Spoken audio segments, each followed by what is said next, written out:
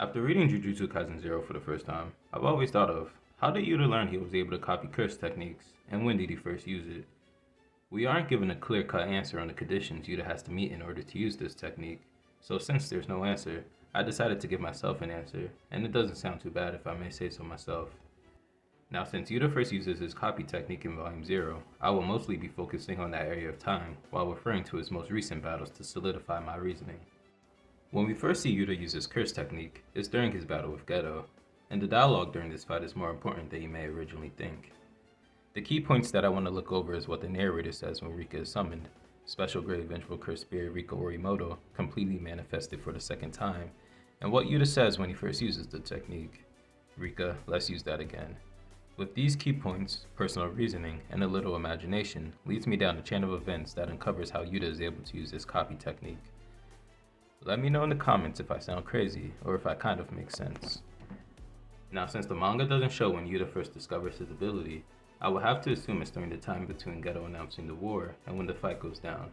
The manga doesn't give an exact date on when Geto announces the war, but if you go with the information we are given, Yuta had been in school for 3 months when he went on his mission with Inumaki in chapter 2, and Geto announces it midway next chapter. Yuta joined the school in November, so him having been in the school for 3 months will make it January, when he goes on the mission with inumaki. When Geto shows up to the school to announce the war, the weather is cold outside, as you can tell by the students wearing scarves, and you can see their breath. Japanese winter generally lasts from December to February, so it would make sense that only a week or two, if not only a couple days after the mission with inumaki, that Geto announces his plan. Having said all that, the month gap between January and December is crazy, and I will hope during all that time some training will be going on to prepare for the day. During one of these training sessions is when I believe Yuta first discovers his copy ability. As usual, he will be training with Maki, Panda, and Inumaki, and I believe that during the training, potentially a sparring match between the four, Inumaki will use his curse speech on Yuta. Now when he uses the speech on Yuta, it's not anything that would physically harm him severely. I'm sure it was something simple like just saying stop to possibly defend himself, or simply just to make Yuta stand still for a couple seconds. A while after this happens, as they pick up training, Rika's head and arm appears holding a megaphone and gives it to Yuta, telling him to use this. I say only a head and her arms because we know that during the time between the elementary mission and the fight between Geto and Yuta, Rika hasn't fully manifested, plus the head and her arms are plenty enough to give Yuta a megaphone. Yuta would be confused on what the megaphone is supposed to do, but eventually him and the others will see the Inumaki family symbol, and it doesn't take that much of a genius to put 2 and 2 together, especially if Gojo is there to help figure out what the megaphone is for.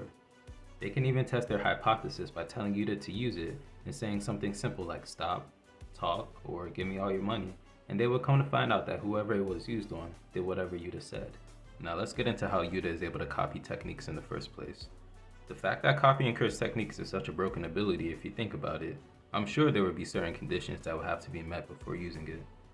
I believe in order for Yuta to copy techniques, he has to not only see the technique being used, but he has to be attacked/affected by that technique to a certain degree in order to copy it. I say a certain degree because I don't believe his friends can just walk up to Yuta and say, hey, I want to give you my technique, then proceed to give him a love tap. That just makes Yuta even more broken if that was the case. Like, Nanami couldn't just give Yuta his 73 ratio by just tapping him with his knife. Yuta will have to survive a potential life-threatening attack, but since Yuta is as strong as he is, he has the benefit of surviving such encounters. His fight with Yuro shows him being hit with her technique before he uses her technique himself. Some may believe Rika eating her arm has something to do with it, but the fact that Inumaki still had both arms in Volume 0, and Druve not getting any limbs eaten, doesn't seem to make it the case. Plus, it was later stated that getting rid of an arm is a good battle strategy. Not only seeing the technique being used, but also experiencing the effects of said technique firsthand seems like a proper trade-off for such a broken ability.